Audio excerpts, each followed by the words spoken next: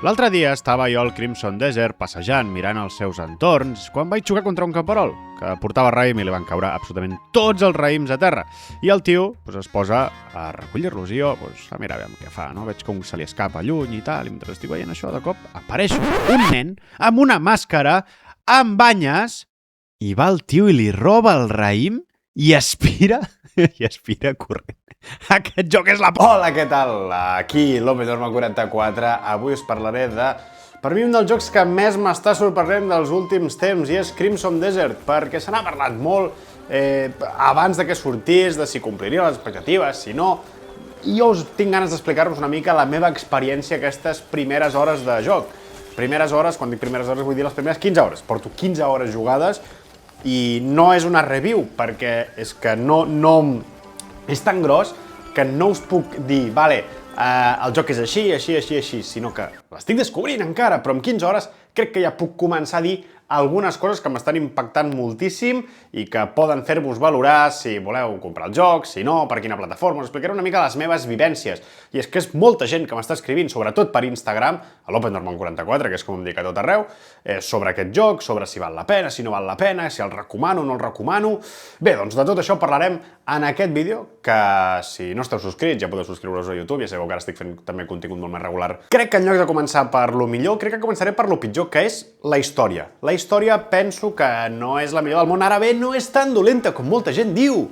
Hi ha gent que diu, és que la història no val res, no sé què. Perdona, vinc de segurament una de les millors històries explicades mai en el món dels videojocs, que és Kingdom Come Deliverance 2, que és pura història, tot és carismàtic, tot és fantàstic. Vinc d'aquell joc! No m'està semblant tan dolenta la història. Cada facció té lo seu, cada NPC té les seves coses, cada NPC li té simpatia o odia a un altre. Cada regió t'explica una cosa, cada poble t'explica una cosa. El que passa és que és un joc que no dona res mastegat. És un joc que tu has de perdre't, caminar, interactuar, veure, escalar, buscar. Pensa que, per exemple, que jo he hagut de... O sigui, has de descobrir els elements. És a dir, jo he anat a una botiga i posa cervesa, i posa un interrogant. Passes el d'això per sobre i llavors descobreixes què és la cervesa i llavors ja està, diguem, a dins els teus col·leccionables, dins dels elements que has descobert. Per tant, és un joc de descoberta. La història s'explica a través del món i això és una premissa bàsica que crec que la premsa no va entendre al seu inici perquè el van puntuar fatal i tothom, és que la història... La història és fantàstica, és meravellosa realment. El que potser no és tan bo són els diàlegs, no? Els diàlegs, no hi ha presa de decisions... Jo això trobo faltar una mica, no?, en un RPG, però la història s'explica a través de l'entorn.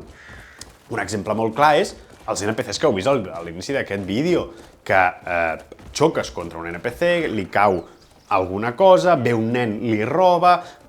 Aquestes situacions, que n'hi ha milers i milers i milers pel món, que m'he trobat jo en aquestes hores d'inici de joc, te'n trobes a patades, i són aquestes coses les que expliquen com és el món, com és la vida, la lluita entre faccions, els líders, com es comporten, com es comporta una gent respecte a l'altra, quan passes tu...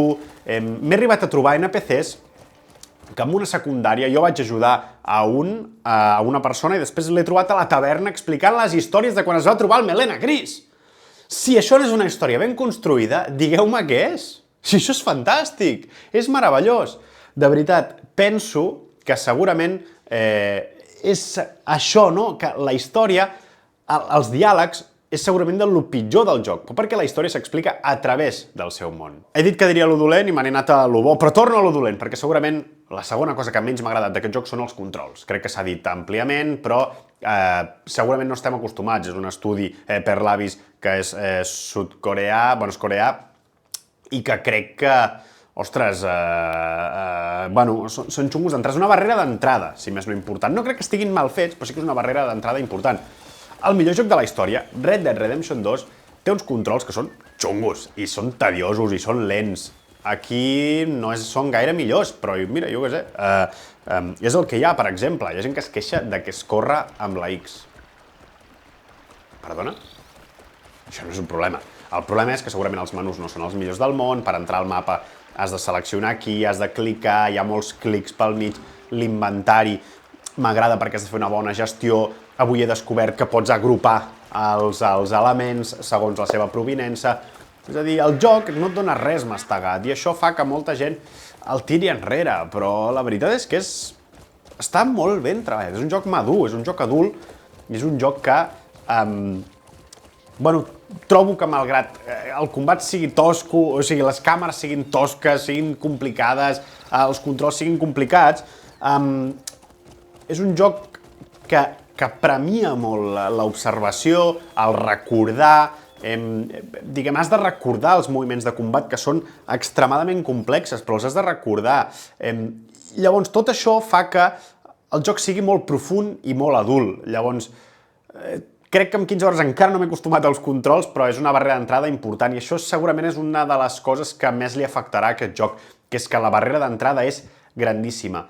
La de gent que literalment el meme de la caverna de Plató, el mateix que va passar amb Red Dead Redemption 2, que hi havia molta gent que no passava de la neu perquè se li feia tediós, se li feia llarguíssim i lentíssim, aquí passa el mateix. Les primeres hores són lentes, complicades, no entens res, tot és abismal, tot és gros, és gegant, però si confies en mi i segueixes, el que t'espera fora, nano, de la caverna de Plató és espectacular, de veritat.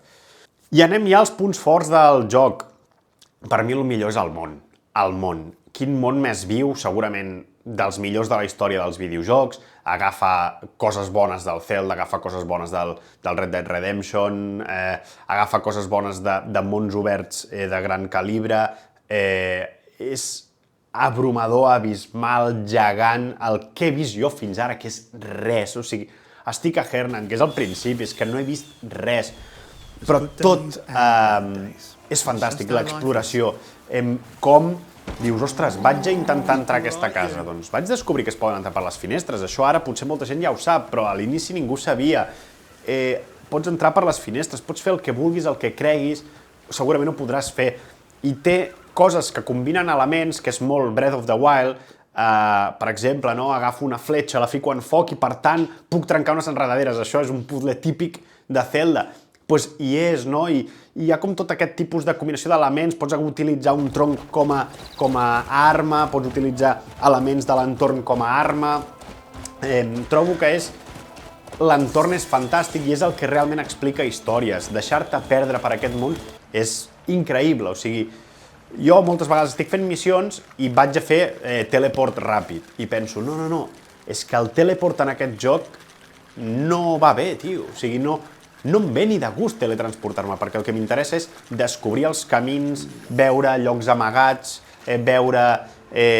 trobar minerals per poder millorar el meu equipament, perquè és clau, no hi ha nivells de fet, no hi ha nivell 1, 2, 3, sinó que vas aconseguint diferents coses, diferents elements que et permeten pujar com d'habilitat o tenir més vida o tenir més vigor, però a mi el que em ve de gust és explorar, o sigui, realment quan obro aquest joc el que vull és explorar i descobrir noves històries, nous NPCs, noves secundàries, i sí que potser hi ha alguna missió de recader, no? Que això se li ha criticat molt.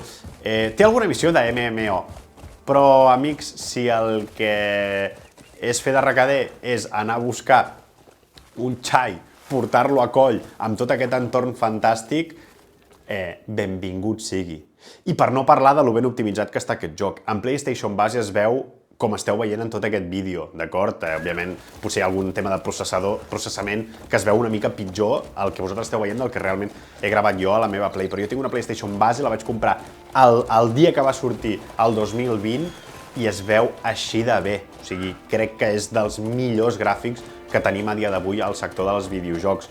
En PC sé que, bueno, òbviament has de tenir una bona targeta gràfica, però sé que PlayStation està sent una autèntica barbaritat. Crec que és un d'aquells jocs que no és per tothom, però que, ostres, només per viure l'aventura gràfica, que és això com es veu, les llums, segurament de les millors il·luminacions també de la història dels videojocs, trobo que és fantàstica, un ray tracing realment espectacular, que fa que et vingui de gust perdre. O sigui, ja no és el fer missions, sinó que el deixar-te embolcallar per tot aquest entorn meravellós i veure què passa al teu entorn, crec que és la clau d'aquest joc i és el que m'està encantant. Per tant, jo el que us diria és que crec que no és un joc per tothom, i per anar acabant, crec que no és un joc per tothom. Crec que la barrera d'entrada que té les primeres hores és important, és a dir, que molta gent allà l'abandonarà, però jo us diria que no defalliu. Si tot el que heu vist fins ara i tot el que us he explicat fins ara us ha fet tilín, us encantarà el joc, perquè quina obra d'art. Jo no entro en comparar-lo amb el millor videojoc de la història, Red Dead Redemption 2. He vist al Twitter infinitat de gent, no, perquè les gallines, el Red Dead, no sé què tal... Gent, el Red Dead Redemption 2 és una autèntica anomalia al sector dels videojocs. Mai, segurament, es repetirà una obra tan important com aquesta. Bàsicament perquè també els seus treballadors, i és aquí hem de separar l'obra de l'artista, els seus treballadors van patir crunch durant el desenvolupament del videojoc. Feien moltes més hores del que tocava i molta pressió per part de l'empresa perquè llancessin el joc. És a dir, que segurament va vinclat tot plegat i si no separem l'obra de l'artista és un tema molt complicat. Ara bé, fixeu-vos que diguem, se l'estigui comparant el Crimson Desert amb el Red Dead Redemption 2 només pot voler dir una cosa i parla molt i molt bé de Perlavis i d'aquest Crimson Desert. Algú l'ha qualificat com a MMO single player, em fa bastanta gràcia.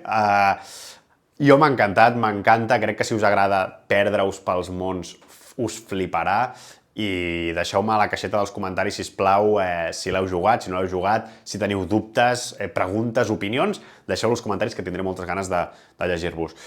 Res, moltes gràcies per veure el vídeo, fins aquí. Seguirem la setmana que ve. Intento penjar un vídeo cada 2 setmanes, cada setmana, de videojocs, de cotxes, aportant-vos una miqueta tot plegat, donant la meva opinió amb calma, que els Reels no m'ho permeten i a vegades no m'acaba d'agradar no poder explicar-me bé, però vaja, que em seguiu a tot arreu, subscriviu-vos si encara no ho heu fet i seguim fent créixer aquest canal de gaming, automobilisme i sim racing en català. Moltes gràcies a tothom per ser-hi i ens veiem aviat. Salut!